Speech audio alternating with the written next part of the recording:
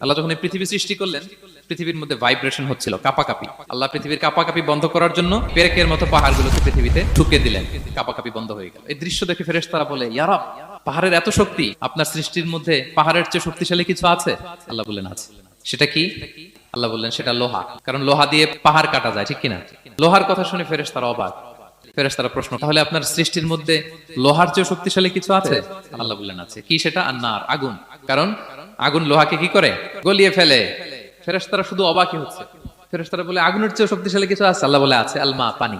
কারণ আগুনে দাউ দাউ করে জ্বলে ওঠা আগুনের মধ্যে পানি দিলে আগুন অস্তিত্ব হারায়।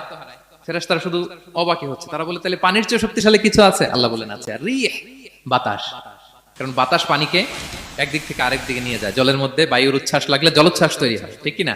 ফেরেশতারা আবার অবাক হয়ে বলে, তাইলে বাতাসের চেয়ে শক্তিশালী কিছু আছে? আল্লাহ বললেন আছে। সেটা কি? বলতেছে বনি আদম। ওই মানুষ শক্তিশালী যে গোপনে দান করে, এত গোপনে যে ডান হাত কি দান করলো, বাঁ হাত সেটা টের পায় না। পড়েন সুবহানাল্লাহ।